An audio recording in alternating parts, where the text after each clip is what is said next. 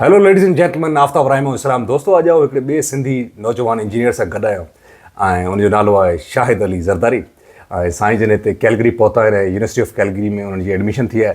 अचो त उन्हनि सां कचहरी कयूं था ऐं उन्हनि जे ॿारोतनि बाबति पाण ॻाल्हाईंदासीं, उनजे बचपन जे सफ़र, यूनिवर्सिटी जे सफ़र, पोइ वरी कैनेडा जे सफ़र ते असां कचहरी कंदासीं। शायदि कीअं आहे तव्हां? अल्हम्दुलिल्लाह, मां ठीकु ठाक। तव्हां ॿुधायो? दुआ सभु खे लॻो पियो आहे। अच्छा, हाणे आउं चाहियां थो त तव्हां मुख़्तसरनि पंहिंजो तारुफ़ करायो त सिंध जे कहिड़े ज़िले सां तव्हांजो तालुक़ु आहे ऐं हुतां खां तव्हां पंहिंजी बचपन जी तालीम किथां हासिलु कई, यूनिवर्सिटी कहिड़ी मां पढ़िया आहियो, उहो बि तोसां ॿुधायो। जी शायदि मां बेसिकली डिस्ट्रिक्ट सांगड़ जो आहियां, तहसील शहदादपुर। मूं 5वीं क्लास जी तालीम हुते पंहिंजे विलेज में हासिलु कई। पोइ 6वीं खां पोइ जेका तालीम हुई मुंहिंजे 2003 में असां हैदराबाद शिफ्ट थियासीं। त 6वीं खां पोइ मुंहिंजी जेका बि तालीम आहे कॉलेज यूनिवर्सिटी ताईं मुंहिंजी हैदराबाद में थी। ऐं मां पंहिंजी जेका यूनिवर्सिटी आहे मेहरान यूनिवर्सिटी में मूं पंहिंजी बैचलर्स कई आहे। 2011 में मुंहिंजी एडमिशन थी, 2015 में मां पास आउट कयो आहे। मूं बैचलर्स सिविल इंजीनियरिंग में कई आहे। उन खां पोइ मां जेका 2016 में PPL में एज़ ट्रेनी इंजीनियर मां भर्ती थियो हुअसि ऐं 2023 ते एंड ताईं उते मां कमु कयो आहे। बसि मां वेठो हुअसि त मूंखे बसि अचानक सां ख़्यालु आयो की कंहिं सुठी लाइफ खे परस्यू कजे, छो जो हिते पंहिंजे जेके मुल्क में जेका कंडीशन आहे उहा वधीक ख़राबु थींदी थी वञे ऐं देयर इज़ नो फ्यूचर। त इन करे पोइ वरी मां इहो सोचियो हो त लेट्स मूव समवेयर। त उन लाइ मां सभ खां पहिरीं जेका इहे ऑप्शन्स एक्सप्लोर कया त केॾांहुं केॾांहुं वञे, कीअं कीअं वञी सघिजे थो। पोइ मां इन करे मां यूनिवर्सिटीज़ सर्च आउट कयूं। 4 यूनिवर्सिटीज़ मां शॉर्टलिस्ट कयूं जंहिंमें मूं अप्लाई कयो। जंहिंमें अचे थी यूनिवर्सिटी ऑफ कैलगरी, अचे थी यूनिवर्सिटी ऑफ अल्बर्टा आहे, university of new Brunswick and Concordia university. मां चइनी में अप्लाई कयो, डॉक्यूमेंटेशन बि कई ऐं उन मां मूंखे 2 यूनिवर्सिटीज़ में एक्सेप्टेंस आई हुई ऐं 2 में मूंखे रिजेक्शन आई। ऐं उन 2 मां जेके मूंखे एक यूनिवर्सिटी ऑफ कैलगरी में एंड कॉनकॉर्डिया यूनिवर्सिटी क्यूबेक, इन 2 में मूंखे एक्सेप्टेंस आई। त इन 2 मां यूनिवर्सिटीज़ मां यूनिवर्सिटी ऑफ कैलगरी मां कंहिंसां मशावरत बि कई हुई, पोइ मां यूनिवर्सिटी ऑफ कैलगरी खे सिलेक्ट कयो। अच्छा, हाणे तव्हां मूंखे थोरो मुख़्तसरनि इहो ॿुधायो त तव्हां हिते कहिड़े प्रोग्राम में एडमिशन वरिती आहे ऐं अक्सर करे नौजवान जो इहो सुवालु हूंदो आहे त सही प्रोसेस छा आहे, केतिरी फीस आहे, आइल्स जी रिक्वायरमेंट आहे या न। सो आउं चाहियां त वारी वारी सां इहो तव्हां ॿुधाईंदा हलो एडमिशन प्रोसेस जे बारे में। जी, मुंहिंजो प्रोग्राम आहे masters of engineering in civil engineering with specialisation in project management. यानी कि सिविल इंजीनियरिंग आहे, सिर्फ़ु स्पेशलाइजेशन आहे प्रोजेक्ट मैनेजमेंट। 2 सालनि जो आहे, साल जो आहे? इहो असांजो 2 सालनि जो प्रोग्राम आहे जंहिंमें असांखे 10 कोर्सिस करणा हूंदा आहिनि इन ड्यूरेशन ऑफ 2 इयर्स। ऐं इन प्रोग्राम जी फ़ीस जेका टोटल फ़ीस सिर्फ़ु ट्यूशन ऐं जनरल फ़ीस जी ॻाल्हि कजे त उहा आहे अराउंड $40,000 2 सालनि जी। जी, 2 सालनि जी।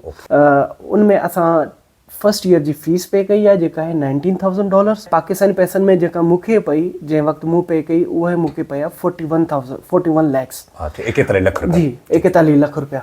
उन खां पोइ मां GIC भरी, जेका रिक्वायरमेंट हूंदी आहे जीअं उहो हूंदो आहे त तव्हां जेका हिकिड़ी गारंटी ॾींदा आहियो कैनेडियन गवर्नमेंट खे त तव्हां वटि सफिशिएंट फंड्स आहिनि टू तव्हां पंहिंजे पाण खे सपोर्ट करण लाइ। किथे पाकिस्तान में ई तव्हांखे अकाउंट में शो करणी आहे या कंहिंखे ॾियणा आहिनि पैसा? उहे असां छा कंदा आहियूं त ऑनलाइन कुझु बैंक्स आहिनि कैनेडा जूं जंहिंमें CIBC आहे, नोवा स्कोशिया आहे, 2-3 ॿियूं बि आहिनि। उहो मां ॿुधायां पियो। CIBC ते आहे बैंक आहे, उनमें तव्हां छा कंदा आहियो, उनजी वेबसाइट ते वञी ऑनलाइन अकाउंट ठाहींदा आहियो पहिरियां। ठीकु आहे। उहे पोइ अची तव्हांखे बैंक अकाउंट ॾींदा। ठीकु आहे। त तव्हांखे ओके कंदा त तव्हांजो बैंक अकाउंट क्रिएट थियो, खुली वियो। पोइ तव्हां हिकिड़ी इंस्ट्रक्शन शीट जनरेट कंदा आहियो GIC लाइ। त उहो प्रोसीजर सॼो अवेलेबल आहे। असां बि अवेलेबल आहियूं। केरु अगरि पुछणु चाहे त असां उनखे गाइड करे सघूं। छोकिरनि खे, नौजवान खे इहो ॾाढी कंफ्यूजन हूंदी आहे साईं रस्तो कहिड़ो आहे। हाणे उहो दग ॾसण जे लाइ, छो जो मुंहिंजी एक्सपर्टीज़ आहे इमिग्रेशन, ठीकु आहे, ऐं जेको हीउ एडमिशन प्रोसेस आहे इन जे लाइ आउं चाहियां थो त थोरो तव्हां वधीक तकड़ में एक्सप्लेन करे वञो। जी, इंस्ट्रक्शन शीट तव्हां जनरेट कंदा आहियो, उहा तव्हां खणी वञो कंहिं बि बैंक में जंहिंमें तव्हांजो अकाउंट हुजे पंहिंजे नाले सां। ठीकु आहे। उनमें तव्हांजा जेका पेमेंट जेका तव्हांखे करणी आहे, टोटल पैसा तव्हांजी पंहिंजे पर्सनल अकाउंट में हुजनि। मेक श्योर तव्हांजो नेम पासपोर्ट एंड ऑफर लेटर सां मैच थिए। तव्हांजे बैंक अकाउंट जो नालो, तव्हांजे पासपोर्ट ते नालो ऐं तव्हांजे यूनिवर्सिटी में ऑफर लेटर ईंदो नालो, उहो मैच थिए। पोइ तव्हांजी छा आहे जो उते तव्हां जंहिं बि बैंक में ईंदो, इलाही बैंक्स आहिनि, HBL बि आहे। मीज़ान बैंक जो प्रोसेस तमामु आसानु आहे। पंहिंजे नाले सां अकाउंट खोलाईंदो, उनमें पैसा वेंदा त उहो तव्हां उते डॉक्यूमेंट खणी ईंदो, ऑफर लेटर खणी ईंदो, तव्हां पंहिंजो पासपोर्ट खणी ईंदो ऐं ॿियूं जेके रिक्वायरमेंट्स शयूं आहिनि, इंस्ट्रक्शन शीट खणी ईंदो, उहे तव्हां खणी ईंदो, उनखे चवंदो त असांखे GIC प्रोसेस करणी आहे, हू तव्हांखे अॻिते अच्छा मीज़ान खां अलावा ॿियनि UBL MCP HBL सभिनी में इहो प्रोग्राम आहे? HBL में आहे, बैंक अल हबीब में बि आहे। जॾहिं हू थी आहे त हीअ एक्नॉलेज कंदी आहे, CIBC बैंक आहे जी, उहा एक्नॉलेज कंदी आहे त तव्हांजो GIC प्रोसेस थी वियो। नेक्स्ट प्रोसेस आहे वीज़ा लाइ। ठीकु आहे। त वीज़ा लाइ हाणे जीअं डॉक्यूमेंटेशन सॼी मूं पाण कई आहे, लेकिन ऑब्वियसली गाइडेंस मूंखे मां कंसल्टेंट खां वरिती आहे। अच्छा जी, हाणे मां तव्हां पाण एजुकेटेड आहिनि, अगरि बैचलर आहे, कोई ग्रेजुएट आहे, त एतिरो हुनखे मतिलबु इंग्लिश ईंदी हूंदी जो हू पंहिंजे पाण SOP जेको हूंदो आहे, स्टेटमेंट ऑफ पर्पज़, पाण लिखी सघे थो। त SOP खां वठी करे जेका बि डॉक्यूमेंटेशन आहे मूं पाण कई आहे, मूंखे कंसल्टेंट गाइड कंदो वियो आहे। त ऐं जेको जीअं असांजी डॉक्यूमेंटेशन प्रोसेस पूरो कंप्लीट थियो आहे, पोइ मूंसां गॾु विहारे मूंखे कंसल्टेंट वीज़ा फाइल करायो आहे। ठीकु आहे। ऐं उहो कंसल्टेंट तमामु मतिलबु चीप हो, एतिरो कॉस्टली न। केतिरा पैसा ॾिना तव्हां हुनखे? मूंखां 45,000 रुपीज़ वरिता आहिनि। अच्छा हाणे मूंखे इहो ॿुधायो त हिन में IELTS जी रिक्वायरमेंट आहे? जेकॾहिं आहे त केतिरो बैंड खपे? जी, IELTS जी रिक्वायरमेंट हूंदी आहे, यूनिवर्सिटी टू यूनिवर्सिटी वेरी कंदी आहे। ऐं तव्हांजी जीअं वीज़ा लाइ हूंदी आहे, SDS प्रोग्राम हूंदो आहे, नॉन SDS हूंदो आहे। SDS हूंदो आहे जंहिंमें तव्हांखे फर्स्ट ईयर फीस पे करणी हूंदी आहे एंड तव्हांखे GIC बि पे करणी हूंदी आहे। पोइ IELTS जी रिक्वायरमेंट आहे जंहिंमें तव्हांखे 6 बैंड्स इन ईच मॉड्यूल, हर मॉड्यूल में तव्हांखे 6 बैंड खणणा आहिनि। अकेडमिक IELTS अकेडमिक रिक्वायर्ड हूंदी आहे फॉर एजुकेशन पर्पज़। त उहे इहा रिक्वायरमेंट हूंदी आहे SDS जी। ॿी कैटेगरी हूंदी आहे नॉन SDS। नॉन SDS में IELTS जी रिक्वायरमेंट न आहे हूंदी, पर उनमें छा हूंदो आहे, तव्हांखे फर्स्ट सेमेस्टर जी फीस पे करणी हूंदी आहे, उनखां पोइ तव्हांखे इलाही फंड्स शो करणा हूंदा आहिनि। त एतिरा फंड्स हुजनि जो तव्हांजी अॻियां ट्यूशन फी कवर थी सघे ऐं तव्हांजी लिविंग एक्सपेंसिस हिते जेके उहे कवर थी सघनि। ज़बरदस्त। हाणे इहो सॼो दोस्तो प्रोसेस तव्हांखे ज़रदारी साहिबु ॿुधायो। हाणे पाण अचूं था हितां जी लाइफ जे बारे में थोरो असां चाहियूं था कचहरी कयूं पाण। जॾहिं तव्हां हुतां खां हिते पहुता आहियो, हफ़्तो खनि तव्हांखे थी वियो आहे तक़रीबन, कहिड़ो कल्चरल शौक़ु लॻो तव्हांखे? कहिड़ियूं शयूं पसंदि आयूं, कहिड़ियूं नापसंदि आयूं, उहो मां चाहियां थो मुख़्तसर दोस्त खे ॿुधायो। जी, हिते जी लाइफ कंप्लीटली डिफरेंट आहे पाकिस्तान खां। हिते जा माण्हू आहिनि मतिलबु पंहिंजी ज़िंदगी में मसरूफ़ रहंदा आहिनि। केर बि तव्हांखे न ई तव्हांखे टोकींदो आहे, न तव्हांखे पॉइंट आउट कंदो आहे। हिते हर को पंहिंजे सर पाण आहे। तव्हांखे हिते अची पाण ई स्ट्रगल करणी हूंदी आहे। हिते जो सिक्योरिटी तमामु मतिलबु कंपेयर असां करे ई नथा सघूं। एतिरी मुख़्तलिफ़ आहे ऐं एतिरी तमामु बहितरीनु आहे हिते, त एक्सपीरियंस हाणे मां मतिलबु उनखे एक्सप्रेस नथो करे सघां। हा, थोरो ॾुखियो आहे, पंहिंजी फैमिली खां, पंहिंजे कंफर्ट ज़ोन खां निकिरी आया आहियूं, त इलाही ॾुखियाई थिए पई, लेकिन इंशाअल्लाह विद पैसेज ऑफ टाइम असां ज़रूरु।